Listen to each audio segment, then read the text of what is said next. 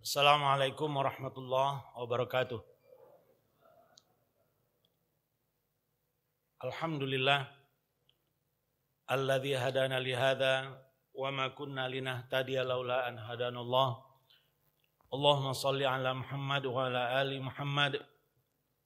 Allahumma anfa'na bima 'allamtana wa 'allimna ma yanfa'una warzuqna 'uluman tanfa'una wa zidna ilma. Jamaah sekalian rahimakumullah, alhamdulillah di pagi hari ini kita telah sama-sama kembali berada di majelis yang mulia ini setelah kita tunaikan salat subuh berjamaah untuk bertawasau bil haq, tawasau bis sabar dan tawasau bil marhamah. Semoga majelis kita ini mendatangkan manfaat yang banyak dan keberkahan yang besar bagi kita semua. Amin ya rabbal alamin. Jamaah sekalian rahimakumullah, kita sudah memasuki pertengahan bulan Rajab. Dan bulan Rajab ini masuk kategori bulan haram, sebagaimana yang Rasulullah SAW sabdakan di dalam hadisnya. Di awal Rajab kemarin atau sebelum bulan Rajab malah kita dapatkan banyak pesan-pesan yang berseliweran di media sosial seputar himbauan untuk mengamalkan ini, mengamalkan itu di bulan Rajab, puasa atau sholat atau yang lainnya. Pertanyaannya, apakah amalan-amalan itu memang ada, terkonfirmasi Rasulullah SAW ajarkan kepada kita? Mengingat bahwa amalan yang diterima akan diterima oleh Allah Subhanahu wa taala sehingga berbuah pahala dan ketakwaan di sisinya mempunyai dua syarat. Syarat yang pertama harus ikhlas ditunaikannya. Dan yang kedua, harus mengikuti pedoman Rasulullah SAW dari sisi teknisnya. Dari sisi bentuk amalannya, harus benar-benar pernah diajarkan oleh Rasulullah SAW. Karena konteksnya adalah ibadah mahdhah. Kalau urusannya ibadah umum, berkaitan dengan aktivitas keseharian kita, itu enggak masalah, kita ke masjid naik mobil, naik motor, naik sepeda enggak masalah. Padahal dulu Rasulullah jalan kaki atau ya karena berada di samping masjid rumah beliau ya. Akan halnya para sahabat, mereka berjalan kaki menuju ke masjid.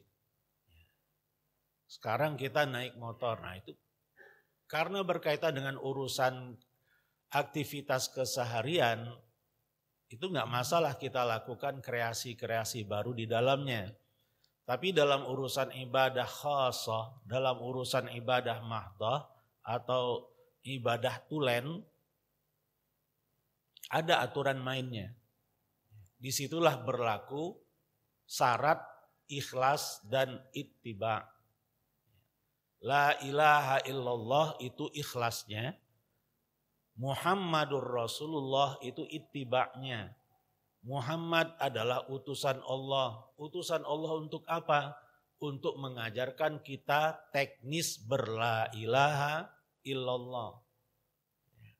Jadi di pertemuan kita di pagi hari ini kita sedikit saja ya, tidak semuanya kita bahas tentunya, mengenai ayat yang berkaitan dengan bulan-bulan haram. Dan kita akan singgung sedikit nanti tentang bulan Rajab secara khusus, insya Allah.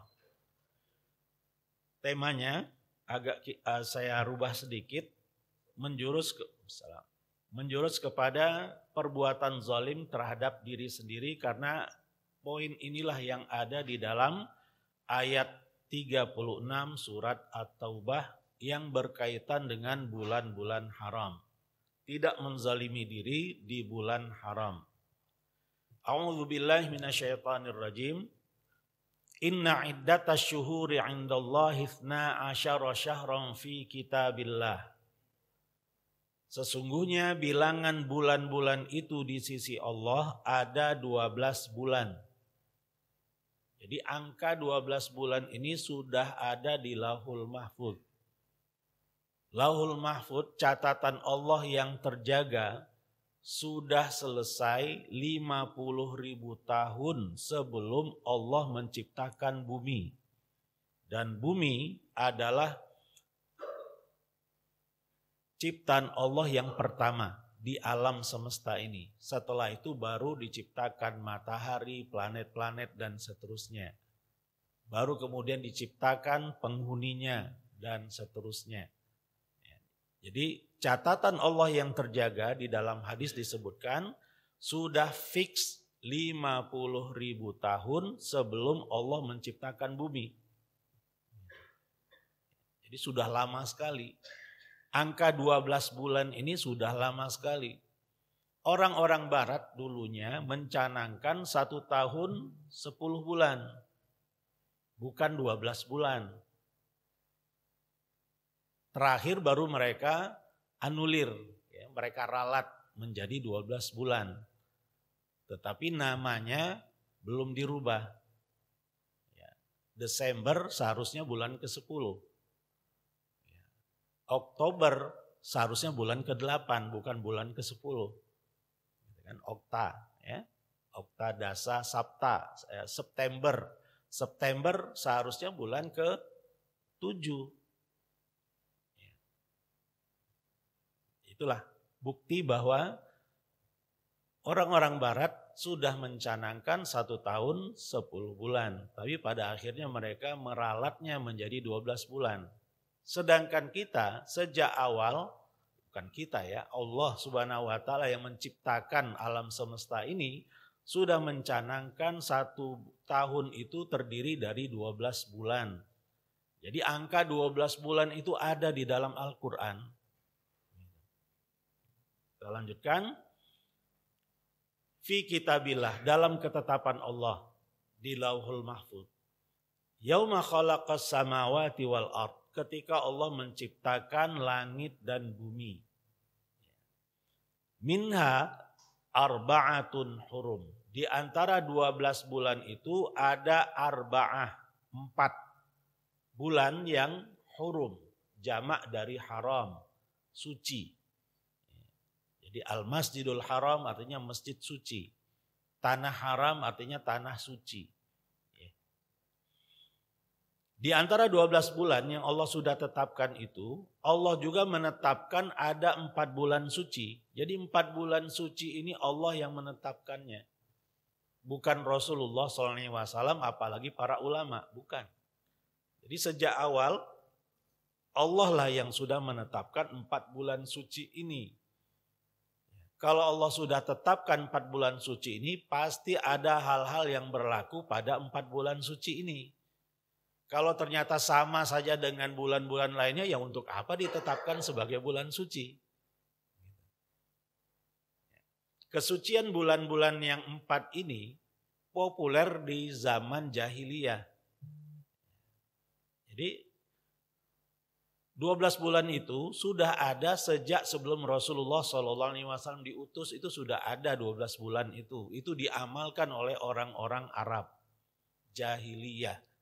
Dan orang-orang Arab jahiliyah pun melanjutkan kesucian 4 bulan di antara 12 bulan itu, karena itulah yang diajarkan oleh Nabi Ibrahim alaihissalam. Mereka tetap melanjutkan, mereka mensakralkan 4 bulan ini. Kalau kita ingat istilah fitnah lebih kejam dari pembunuhan, gitu ya. Itu nggak ada dasarnya itu nggak ada dalilnya. Fitnah lebih kejam dari pembunuhan itu gak ada dalilnya. Walaupun kalau di bahasa Arab kan al-fitnatu asyaddu minal qatli, itu ayat Al-Quran. Tapi maksudnya bukan fitnah lebih kejam dari pembunuhan. Jadi ini kesalahkaprahan yang sudah berlanjut sampai sekarang. Al-fitnatu wal fitnatu asyaddu minal qatli itu kaitannya dengan bulan haram. Jadi asbabun nuzul ayat itu ketika para sahabat diutus oleh Rasulullah SAW berjihad di ujung Jumadal Akhir yang setelahnya bulan Rajab, ketika masuk maghrib berarti sudah masuk 1 Rajab. Tetapi terlihat bahwa para sahabat masih melanjutkan peperangan. Padahal orang-orang Arab sejak lama kalau masuk bulan Rajab seolah-olah di pause gitu. Perangnya berhenti, dilanjutkan nanti di bulan Sya'ban. Kemudian lanjut lagi bulan Ramadan peperangannya. Jadi mereka sangat mensakralkan bulan haram, diantaranya bulan Rajab. Nah, karena para sahabat masih melanjutkan peperangan, ya, maka ini diviralkan oleh orang-orang kafir bahwa orang-orang Islam, sahabat-sahabat Muhammad tidak tahu adat. Ya, mereka tetap berperang padahal bulan haram. Maka Allah turunkanlah ayat ini, wal fitnatu asyaddu minal qatli. Ya, al fitnah di situ artinya asyirku. Kesirikan orang-orang kafir itu lebih parah dari peperangan di bulan haram. Itu maksud ayat wal fitnatu asyaddu minal qatli. Jadi nggak ada hubungannya dengan fitnah lebih kejam dari pembunuhan. Gitu. Ya, fitnah di situ artinya kesirikan, bukan fitnah yang kita pahami dalam Kamus Besar Bahasa Indonesia. Menuduh orang tanpa bukti, bukan itu maksudnya. Nah, dari sini kita bisa mengambil pelajaran bahwa untuk menyimpulkan hukum dari Al-Quran, ya, kita perlu baca tafsirnya. Nggak boleh langsung disimpulkan hukumnya, hanya sekedar baca terjemahannya langsung disimpulkan hukumnya. Itu akan bahaya. Ya. Contohnya seperti yang kita ceritakan ini. Ya, jadi kesucian bulan-bulan haram ini sudah dikenal oleh orang-orang Arab jahiliyah. Ya. Seperti cerita yang barusan kita sebutkan tadi. Kemudian Rasulullah SAW, karena di dalam Al-Quran tidak dijelaskan bulan-bulan apa saja yang 4 itu. Rasulullah kemudian menjelaskan di dalam hadisnya, salasatun mutawaliyat. Bulan-bulan haram yang 4 itu 3-nya berurutan, yaitu bulan Dzulqa'dah, Dzulhijjah, dan Muharram. Bulan ke-11, ke-12, dan bulan yang ke-1. Dan yang satunya lagi, bulan Rajab yang terletak antara Jumada dan Sya'ban. Inilah 4 bulan-bulan haram. Jadi kembali kita ulangi, kalaulah 4 bulan haram ini kenyataannya sama saja dengan 8 bulan lainnya, lantas untuk apa Allah tetapkan di dalam Al-Quran? Kalau tidak ada konsekuensi hukum sama sekali. Harus ada konsekuensi hukumnya yang harus kita terapkan dalam keseharian kita. Kita sudah berada di bulan Rajab. Apa perasaan kita ketika berada di bulan Rajab ini? Motivasi kita dalam beramal soleh bertambah tidak? Kalau ternyata sama saja ya berarti nggak ada konsekuensinya. Ya. Perhatian kita untuk menjaga diri kita dari kemaksiatan, kita rasakan nggak di bulan Rajab ini? Kalau nggak kita rasakan, ya berarti apa bedanya dengan bulan-bulan lainnya? Ya. Ketika Allah spesialkan 4 bulan ini dari 12 bulan dalam setahun, berarti di situ ada makna tersendiri di situ. Ada makna khususnya yang harus kita perhatikan. Dzalikat dinul qayyim. Itulah karakter agama yang lurus. Sampai mengurusi kehidupan atau pembagian waktu umatnya dalam 1 tahun itu diatur di dalam agama yang lurus ini. Jadi agama Islam adalah agama yang mengatur semuanya. Ya, kenapa mengatur semuanya? Ya, karena agama Islam adalah atau berisi keinginan-keinginan Allah untuk kita terapkan dalam kehidupan kita, kehidupan pribadi ataupun kehidupan bermasyarakat. Keinginan-keinginan Allah itulah yang hendaknya kita terapkan di zaman kita dan seterusnya, sejak zaman Rasulullah dan seterusnya sampai hari kiamat.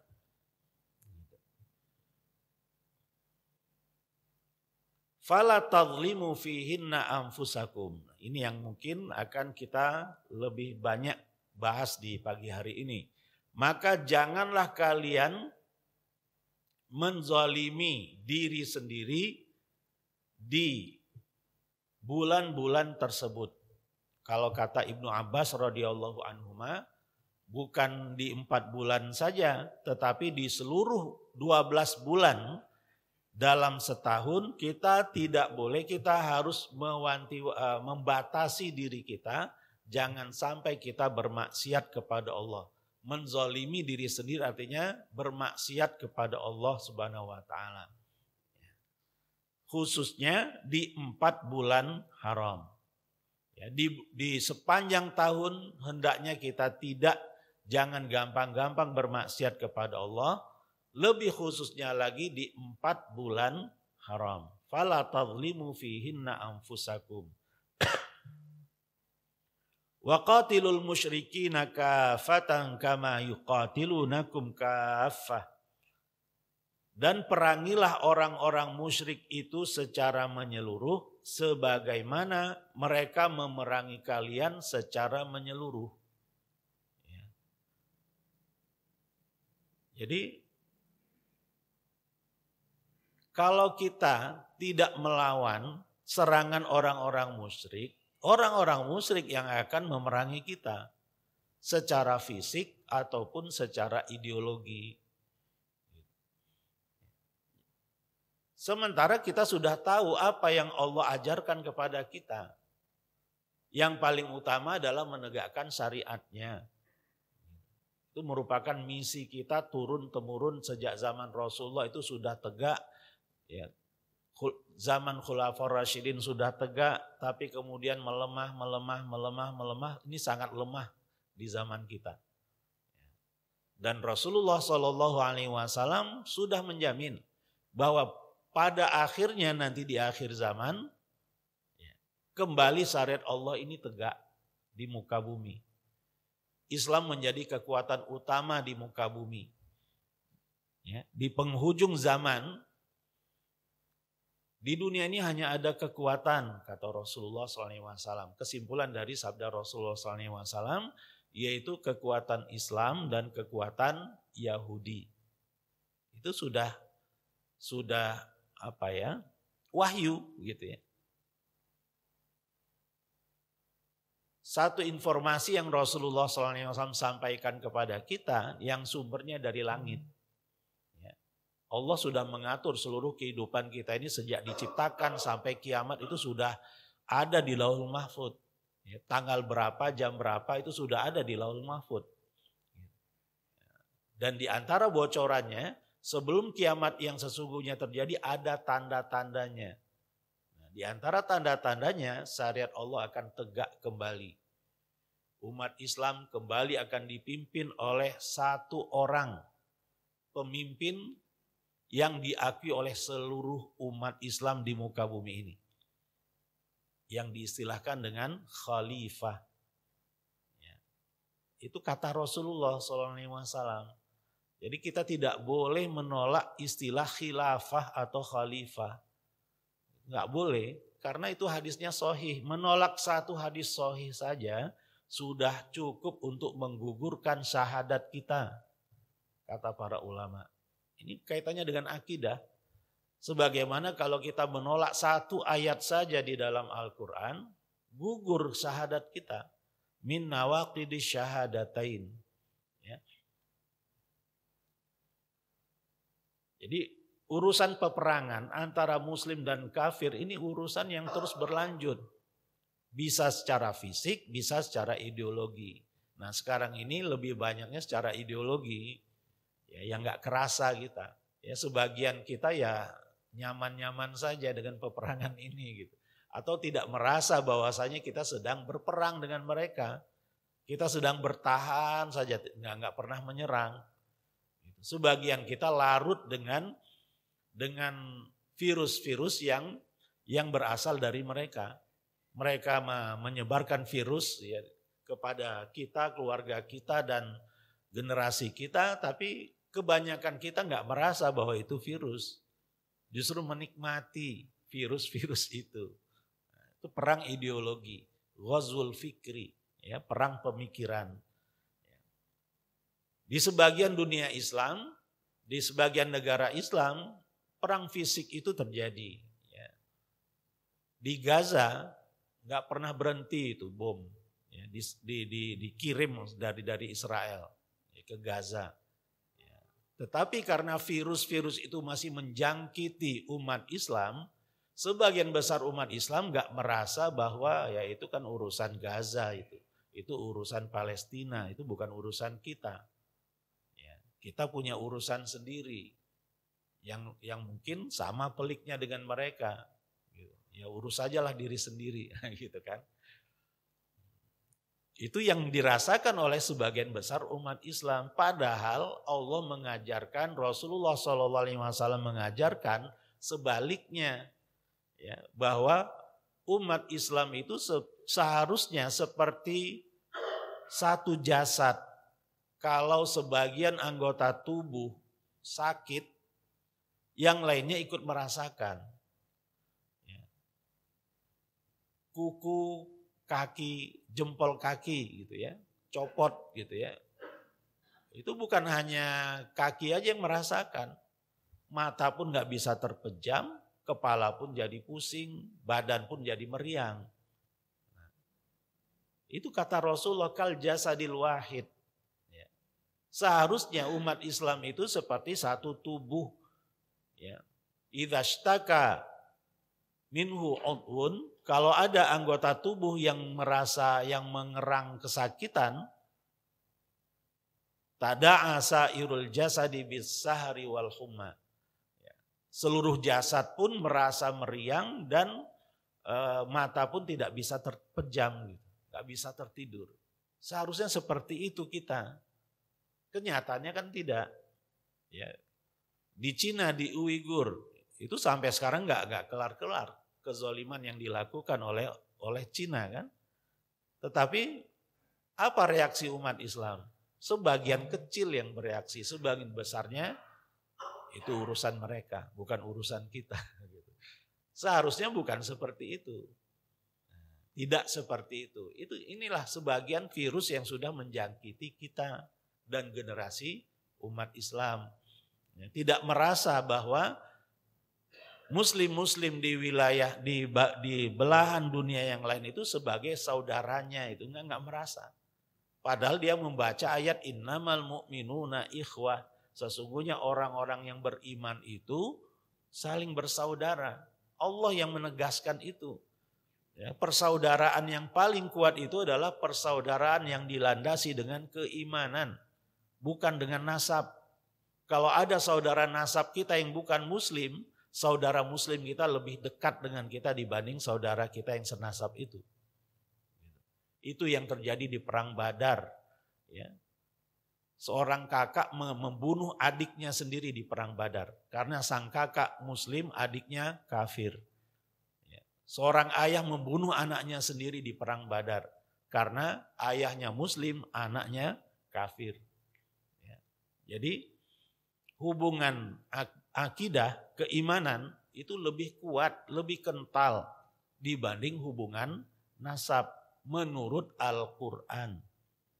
Ya, bukan menurut feeling kita, bukan menurut perasaan, menurut Al-Quran, menurut keinginan Allah Subhanahu wa Ta'ala yang harus kita tegakkan dalam kehidupan ini. Wa'lamu annallaha ma'al muttaqin, dan ketahuilah bahwasanya Allah akan membersamai orang-orang yang bertakwa. Ujung ayat ini ditutup dengan kata takwa. Kita adalah hamba-hamba Allah yang sangat ingin tergolong kepada golongan orang-orang yang bertakwa. Dzalikal kitabu la raiba fihi hudal lil muttaqin. Ya ayyuhalladzina amanu taqullaha haqqa tuqatih.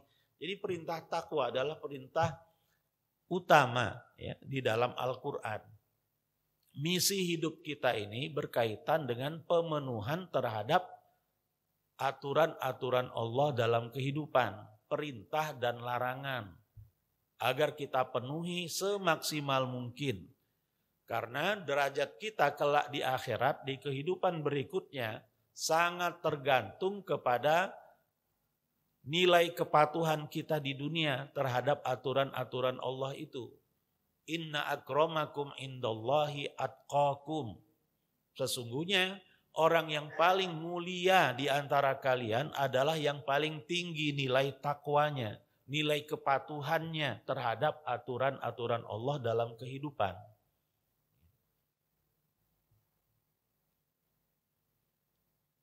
Di ayat 36 surat At-Taubah ini, ketika ujungnya menyinggung tentang nilai takwa, orang-orang yang bertakwa berarti menjaga aturan-aturan Allah di 4 bulan suci ini, di bulan Rajab ini diantaranya, merupakan konsekuensi ketakwaan.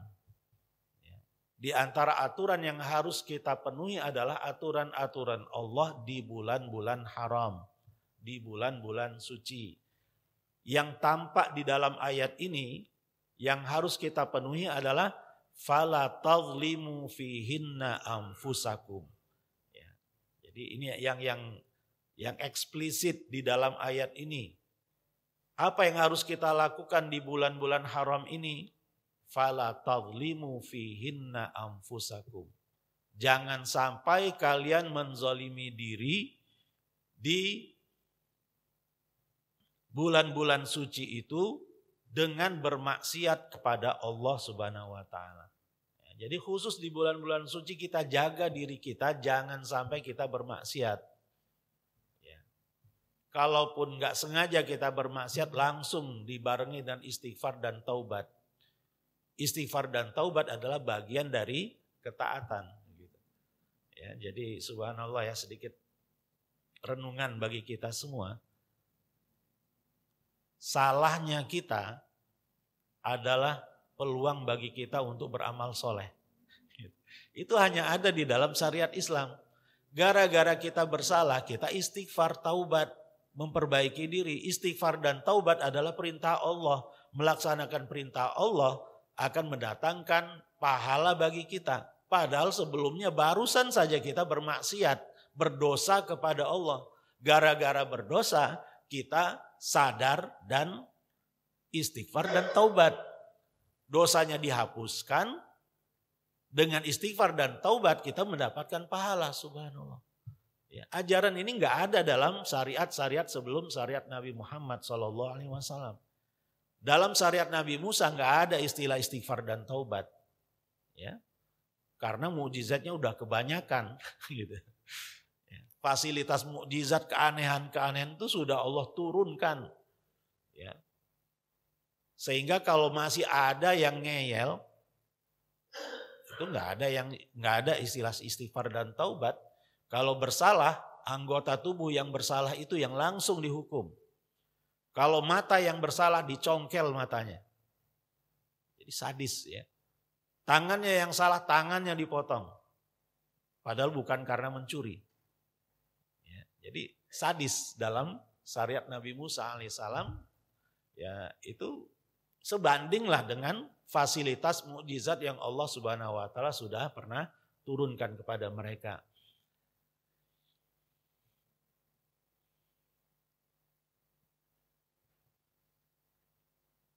Pernyataan Ibnu Abbas sudah kita singgung tadi. Di dalam tafsir Ibnu Katsir rahimahullah, fala tazlimu fihinna anfusakum. Saya bacakan saja. Allah Subhanahu wa taala berfirman, maka janganlah kalian menganiaya diri kalian dalam bulan haram yang 4 itu. Maksudnya, pada bulan-bulan haram ini, karena dosa pada bulan-bulan tersebut lebih kuat dan lebih parah dibandingkan pada bulan-bulan selainnya. Sebagaimana kemaksiatan di tanah suci Mekah dan Madinah dilipat gandakan dalam masalah besarnya dosa berdasarkan firman Allah Subhanahu wa taala, wa may yurid fihi bi ilhadim bi zulmin, terlalu kecil ini ya. Atau terjemahannya, dan barang siapa yang bermaksud di dalamnya melakukan kejahatan secara zalim, niscaya akan kami rasakan nudzikhu min adzabin alim. Maka niscaya akan kami rasakan kepadanya sebagian siksa yang pedih. Demikian pula kemaksiatan yang dilakukan pada bulan-bulan haram. Juga bertambah berat kadar dosa-dosa yang dilakukan. Oleh karena itu menurut mazhab Syafi'iyah, ya, ulama-ulama mazhab Syafi'i dan banyak ulama yang lainnya memandang bahwa tebusan atau diat, ya, diat ini tebusan atau denda yang akan dibayarkan oleh orang-orang yang telah menghilangkan nyawa orang lain. Tidak sengaja misalnya, ya, mau lempar mangga, batunya kena kepala orang, meninggal, gitu. Nah, itu namanya nggak sengaja. Apa hukumannya? Membayar diat. Sebesar apa diat itu? 100 ekor unta. Ya. Tapi kalau itu dilakukan di bulan haram, lebih dari 100 ekor unta. Beda dengan kalau kesalahan itu dilakukan di bulan Jumadal Akhir, beda. Ini dalam mazhab Syafi'i. Bertambah besarnya pada bulan-bulan haram. Demikian juga orang yang melakukan pembunuhan di tanah suci itu beda diatnya, Mekah dan Madinah. Atau membunuh saudara yang masih ada hubungan mahram dengannya. Jadi kata-kata haram mempunyai konsekuensi itu dalam mazhab Syafi'i. Ya, seseorang membunuh saudara kandungnya sendiri berarti ada hubungan mahram kan? Itu diatnya bukan 100 ekor unta. Diatnya lebih dari 100 ekor unta. Kenapa? Karena kesucian tadi. Ya, hubungan mahram tadi. Di tanah haram hubungan mahram dan juga di bulan-bulan haram punya konsekuensi khusus di sana berdasarkan fala tadlimu fihinna anfusakum. Di dalam hadis yang diriwayatkan oleh Abu Bakrah radhiyallahu anhu, Rasulullah sallallahu alaihi wasallam bersabda, "Ma min dzambin ajdaru ay yu'ajjilallahu ta'ala li sahibihil 'uqubata fid dunya ma'a ma yuddakharu lahu fil akhirah mislul baghi wa qati'atir rahim." Tidak ada dosa yang paling pantas untuk Allah segerakan hukumannya di dunia bersama balasan yang tetap akan ditanggung di akhirat dari perbuatan zalim dan pemutusan silaturahim.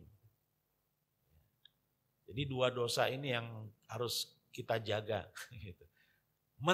Kezaliman dan pemutusan silaturahim. Ini adalah dua jenis dosa yang paling pantas Allah segerakan hukumannya di dunia dan dia tidak berfungsi sebagai penggugur dosa.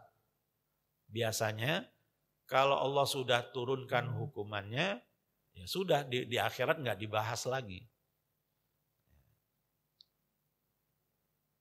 Ketika sebelumnya ya di masa lalu kita pernah berbuat dosa, setelah itu kita pernah sakit, pernah sedih, pernah terjatuh, ya, pernah kepleset, dan kita sikapi dengan sabar, itu akan menggugurkan sebagian kesalahan-kesalahan kita di masa lalu. Ya, fungsinya sebagai kafarah, ya, penggugur dosa-dosa masa lalu. Ya, tapi kalau dosa masa lalunya bentuknya kezoliman, bentuknya pemutusan hubungan silaturahmi, sistemnya nggak berjalan. Ya. Hukumannya tetap Allah turunkan, tetapi dosanya tidak gugur.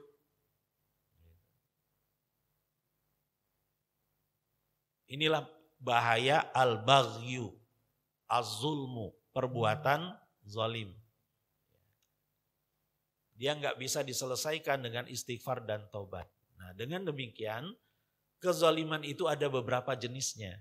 Nanti akan kita jelaskan. Dari sisi istilah, dia dinamakan az-zulmu, kezaliman, dan dia dinamakan al-baghyu. Al-baghyu biasanya berkaitan dengan kezaliman kepada sesama.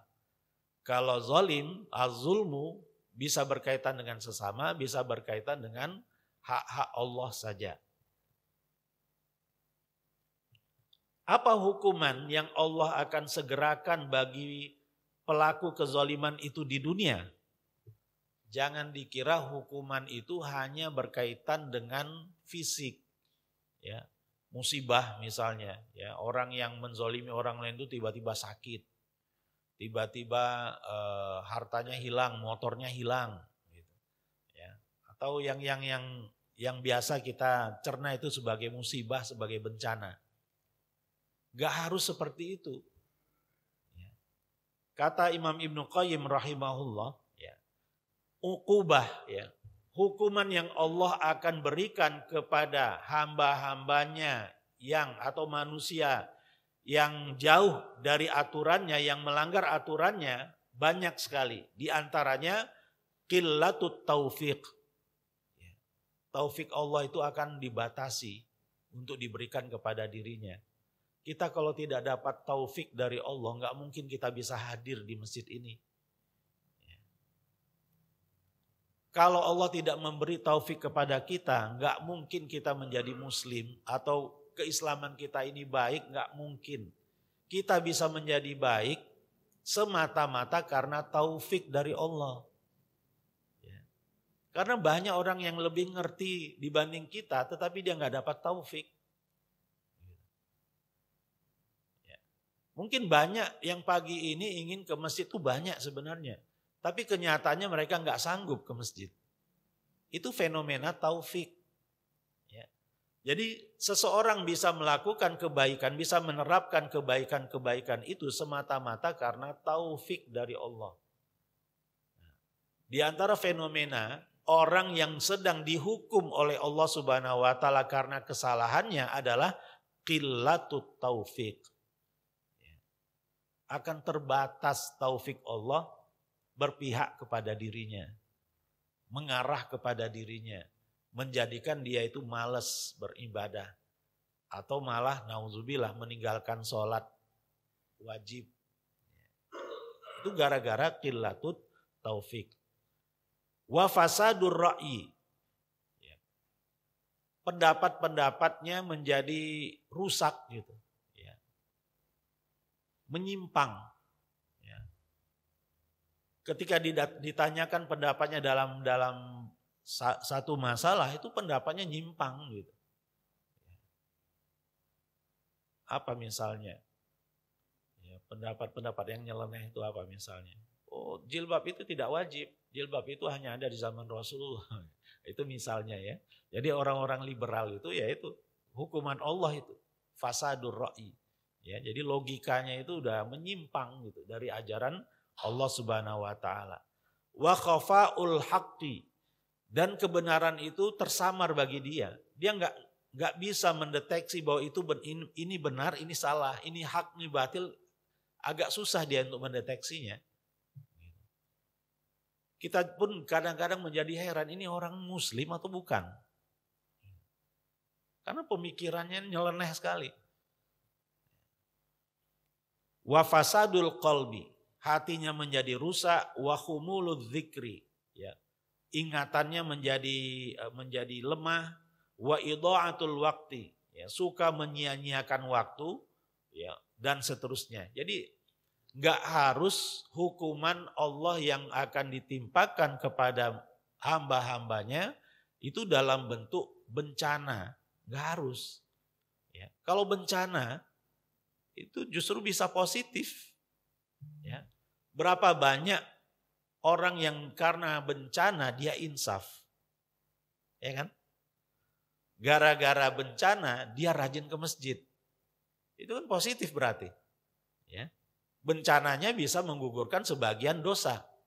Dan dianya pun menjadi lebih taat lagi beribadah. Positif. kelihatannya aja negatif. Ya.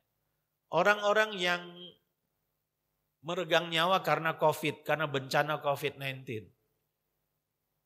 Dalam hadis dikatakan kalau dia muslim syahid.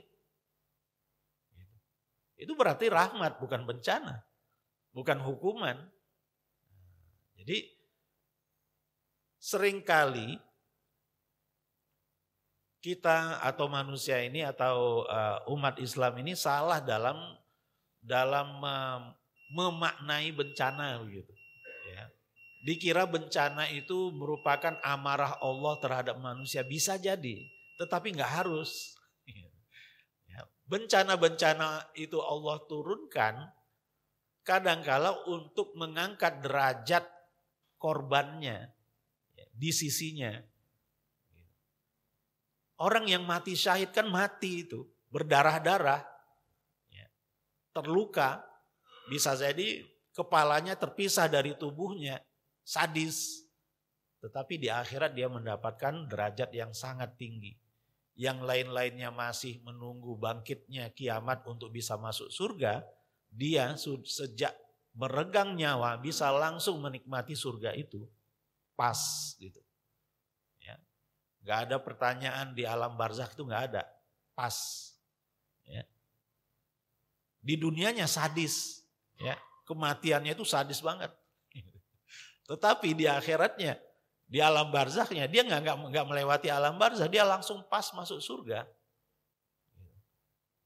Ya, jadi hukuman yang Allah turunkan gak harus dalam bentuk bencana. Bencana gak harus hukuman sifatnya sebagai hukuman Allah, nggak harus. Yang menjadi hukuman yang paling bahaya bagi kita semua adalah ini, qilatut taufik. Ya, kalau kita bukan kita ya, kalau kita naudzubillah, ya, kalau ada muslim yang mendapatkan hukuman dalam bentuk qilatut taufik, itu ancaman bagi dirinya untuk mendapatkan hukuman yang lebih berat di alam barzakh dan juga di akhirat. Ya, padahal kan visi hidup setiap kita meraih ridho Allah dan surga. Nah, orang yang qilatut taufik ini gak akan dapat surga. Atau minimal gak langsung dapat surga. Ya, harus mendekam dulu di neraka. Nauzubillah. Arti zulm, kegelapan, ya ini kita pas saja ini sudah kita pahami. Tentang keharaman berbuat zalim banyak sekali di dalam ayat Al-Quran dan juga di dalam hadis-hadis Rasulullah SAW. Iyakum wa zulma fa inna zulma zulumatu yaumal qiyamah. Hindarilah, jauhilah oleh kalian akan perbuatan zalim itu, karena sesungguhnya perbuatan zalim itu akan mengakibatkan zulumat, jamak ya, kegelapan-kegelapan kelak di hari kiamat. Ya. Orang-orang yang zalim nanti di hari kiamat gelap. Gitu. Ya. Sebagaimana yang Allah firmankan di awal surat Al-Baqarah. Ya. Mathaluhum kamathalil ladzi istauqada nara falamma adaat ma haulahu dzahaballahu binu, dan seterusnya itu ya. Nah, itu di 20 ayat pertama ya surat Al-Baqarah. Jadi nanti di akhirat mereka didera kegelapan. Mereka baru bisa berjalan ketika ada kilat menyambar, ada cahaya baru bisa berjalan. Ketika cahayanya habis berhenti lagi. Ya. Kilat menyambar jalan lagi. Ya. Jadi benar-benar gelap, zulumat. Ya. Orang yang zalim di dunia, dia akan mendapatkan kegelapan-kegelapan di alam berikutnya. Nauzubillah.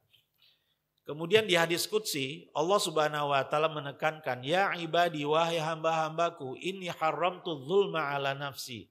Sesungguhnya aku telah mengharamkan kezaliman ke atas diriku, wa ja'altuhu bainakum muharrama, dan aku telah jadikan kezaliman itu haram di antara kalian.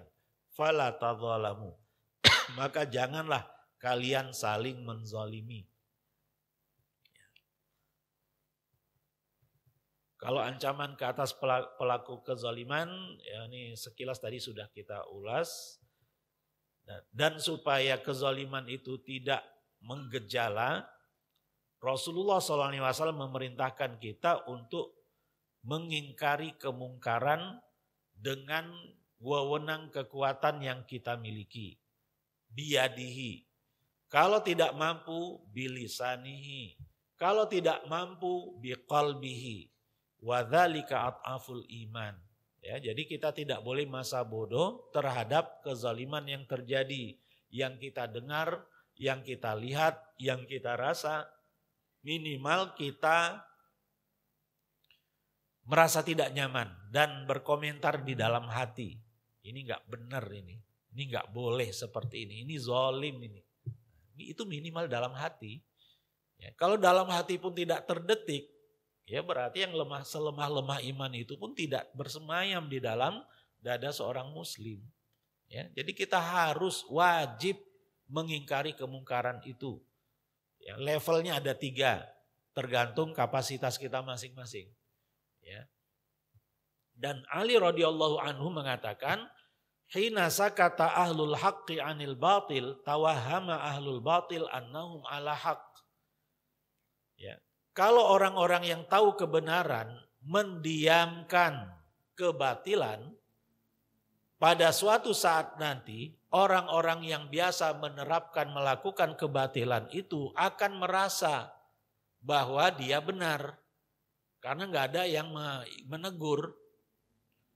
Karena nggak ada yang menegur, lama-kelamaan dia merasa yang dia lakukan itu benar.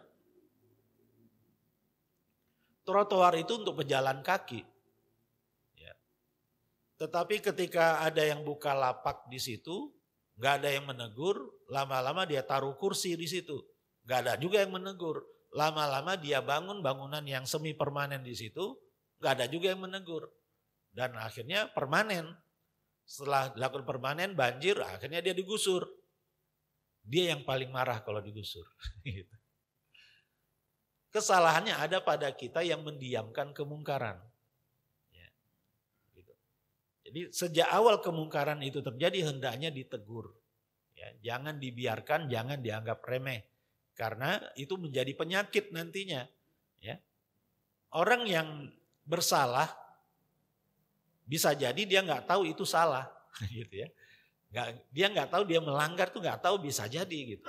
Tapi kalau orang yang tahu mendiamkan kesalahan itu, lama-kelamaan dia akan merasa yang dia lakukan itu benar. Ya. Dan kalau sudah terjadi yang seperti itu, semakin susah kita untuk mengingkari kemungkaran itu. Ya. Akan lebih besar tantangannya. Kemudian tentang jenis-jenis kezaliman. Tadi sudah tersirat kita sebutkan ada kezaliman yang berkaitan dengan hak-hak Allah dengan berbuat dosa dan maksiat, misalnya pernah meninggalkan sholat di masa lalu. Itu hanya berkaitan dengan hak Allah.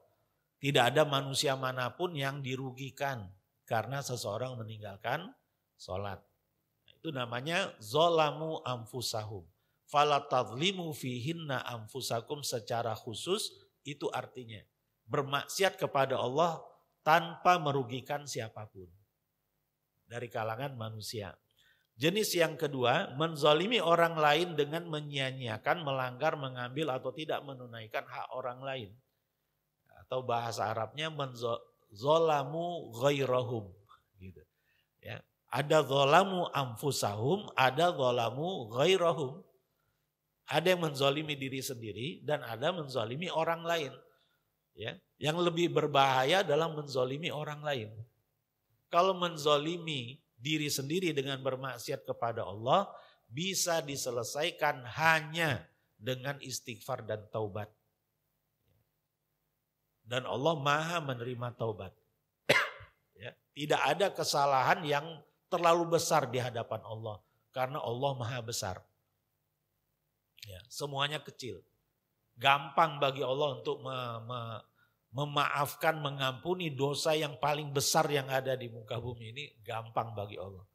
Selama hayat di kandung badan. Ya. Ada orang kafir sudah 70 tahun dia kafir, 70 tahun dia musyrik. Ujung-ujungnya dia mengucapkan 2 kalimat syahadat. Ya. Apa-apa yang terjadi sebelumnya itu terhapus semuanya. Dihitung lagi amalannya dari nol ketika umurnya sudah 70 tahun. Ya, itu luar biasa ya. Kalau ada kejadian seperti itu dan benar-benar ada ya. Yang berat itu adalah kezaliman kepada sesama.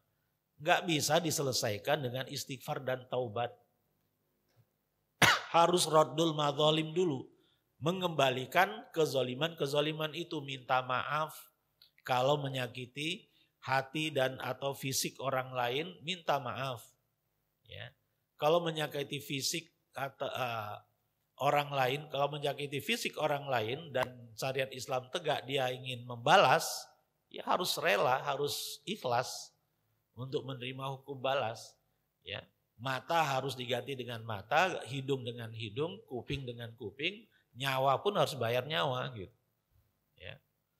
Kalau kaitannya dengan harta, menghilangkan harta orang lain, merusak harta orang lain, mengambil harta orang lain harus dikembalikan, baru ampunan Allah akan turun. Kalau belum dilakukan itu akan perlu konfirmasi di pengadilan akhirat nanti. Kalau belum diselesaikan di dunia, akan dibahas kelak di akhirat di pengadilan Allah Subhanahu wa taala yang tentunya itu sangat merugikan ya bagi orang yang bersangkutan ya. Jadi dari dua jenis kezaliman dari sisi objeknya ya, hak Allah dan hak manusia, yang paling berat itu adalah melanggar hak manusia karena menyelesaikannya itu bukan hal yang gampang. Kalau tidak terselesaikan pun di akhirat akan dibahas gitu ya, akan diadili oleh Allah Subhanahu wa taala yang Maha Adil. Dari sisi keampunan Allah Subhanahu wa taala, ada kezaliman yang tidak bakal diampuni oleh Allah, yaitu syirik. Maksudnya kesyirikan yang pelakunya belum pernah bertaubat sampai akhir hayatnya. Orang kafir yang meninggal dalam kondisi kafir, gak ada ampun itu. Sejak detik pertama dia meregang nyawa, langsung menghadapi azab kubur. Ya. Jadi gak ada istilah rest in peace, itu gak ada. Gimana mau peace gitu ya. RIP itu gak ada, gak berlaku. Ya. Sejak detik pertama dia meregang nyawa langsung berhadapan dengan azab kubur. Fir'aun di dalam Al-Quran disebutkan sejak detik pertama dia meregang nyawa di tengah-tengah Laut Merah, dia langsung berhadapan dengan azab sampai hari kiamat. Dan setelah kiamat bangkit, ya, adkhilu ala fir'auna asyaddal azab. Masukkanlah Fir'aun dan pengikut-pengikutnya kepada azab yang paling pedih. Azab yang maksimal. Jadi non-stop azabnya. Na'udzubillah. Ya. Jadi kezaliman yang tidak diampuni Allah adalah jenisnya syirik. Kalau ada orang musyrik sebelum dia meninggal dia insaf, dia taubat dan memperbaiki diri, Allah akan ampuni. Bukan itu maksudnya. Yang dimaksud adalah yang sampai akhir hayatnya dia tetap syirik, dia tetap kafir, gak ada ampunan Allah. Yang kedua kezaliman yang dapat diampuni Allah. Ya. Maksudnya menzalimi diri sendiri tadi. Ya. Kita pernah melanggar hak Allah di masa lalu dan kita langsung selesaikan dengan istighfar dan taubat. Dan yang ketiga kezaliman yang tidak langsung mendapatkan ampunan Allah Subhanahu wa taala. Kezaliman kepada sesama. Ya. Harus ada kemaafan dulu dengan cara raddul madzalim. Ya, mengembalikan kezaliman yang ditimpakan kepada orang lain. Dalil yang pertama, kezaliman yang pertama, innallaha la yaghfiru ayyushraka bihi wa yaghfiru ma duna dzalika liman yasha. Sesungguhnya Allah akan mengampuni, tidak akan mengampuni kalau dia disekutukan. Dan akan mengampuni dosa di bawah itu bagi siapa yang dikehendakinya. Berarti dosa itu banyak level-levelnya. Paling tinggi adalah syirik. Dosa syirik kalau pelakunya tidak sempat taubat sampai akhir hayatnya tidak bakal diampuni. Tapi kalau dosa di bawah yang ada di bawahnya, dosa besar misalnya ya, pernah minum khamar ya, pernah berzina, dia minum khamar atau dosa-dosa besar lainnya, kemudian dia meninggal tanpa pernah dia bertobat dan beristighfar kepada Allah atas dosa besarnya itu. Orang yang seperti ini selama dia muslim masih punya peluang mendapatkan ampunan dari Allah. Padahal dia nggak pernah istighfar, nggak pernah bertobat di dalam kehidupannya sampai akhir hayat. Nah, jadi wa yaghfiru ma duna dzalik. Allah akan ampuni dosa-dosa selain syirik dengan catatan limay yasha, bagi siapa yang Allah kehendaki. Ya, jadi kita nggak boleh gambling juga. Ya, belum tentu kita dapat ampunan yang diceritakan di sini. Ya, karena Allah punya catatan sendiri siapa yang pantas untuk mendapatkan ampunan yang seperti itu. Untuk yang kedua, kezaliman yang dapat diampuni Allah, itulah yang Allah ceritakan di surat Al-Imran 135. Walladzina idza fa'alu fahishatan aw zalamu anfusahum, istilahnya juga zalamu anfusahum di sini. Dzakarullaha fastaghfaru lidzunubihim wa may yaghfiru dzunuba illallah. Intinya, selama kita beristighfar, memohon ampun kepada Allah dari dosa yang barusan atau yang sudah lama kita lakukan, kita istighfar dari dosa itu dengan keyakinan bahwa tidak ada yang bisa menghapuskan dosa-dosa kita kecuali hanya Allah, dosa kita itu akan berguguran, akan terhapus semuanya. Ya. Walam yusirru ala ma fa'alu wa hum ya'lamun. Nah, catatannya lagi, dosa itu tidak dilakukannya lagi dalam kondisi sadar. Ya. Maksudnya, kalau dosa yang sama berulang kembali, itu ampunan Allah akan diberikan enggak?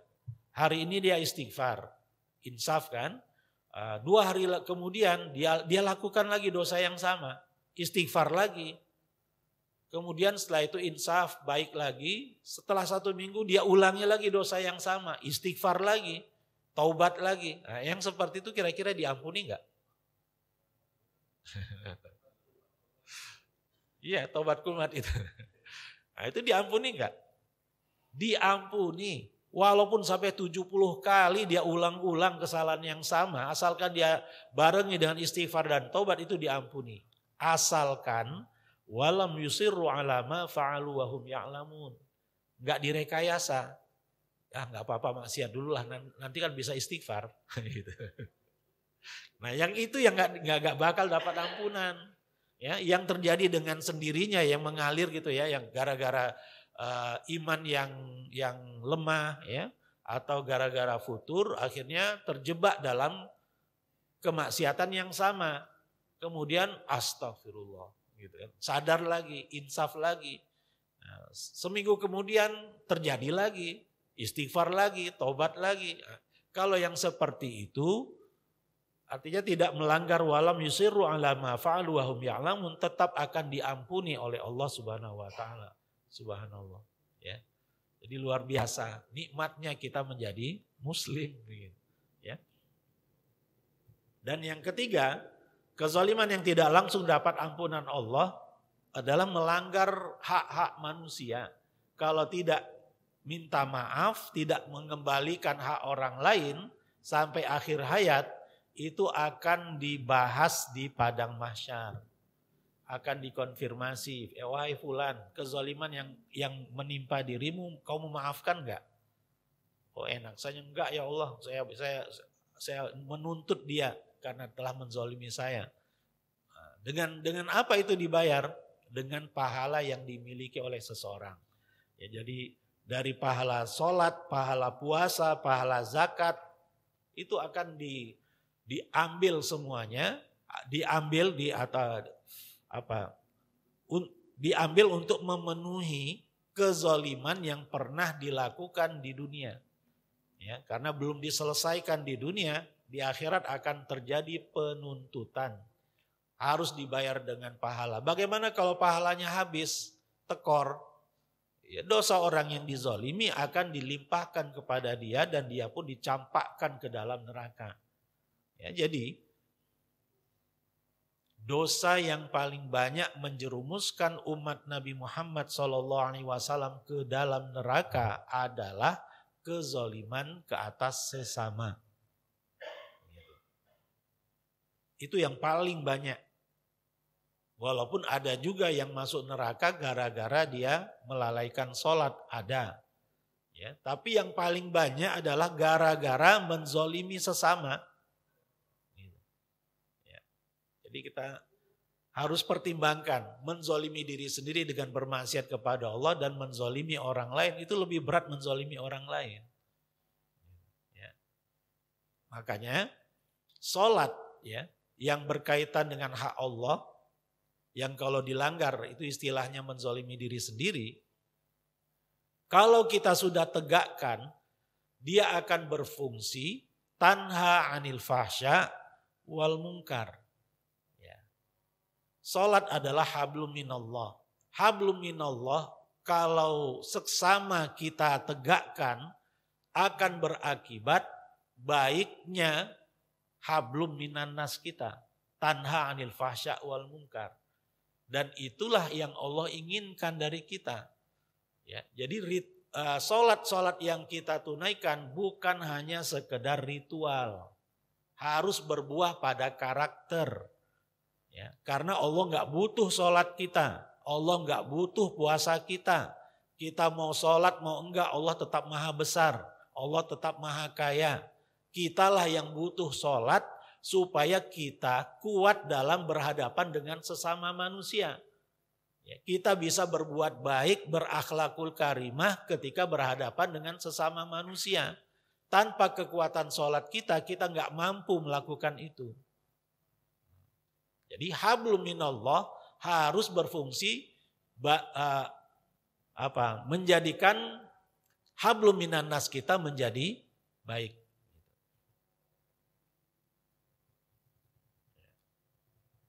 Yang ini kita skip saja ya.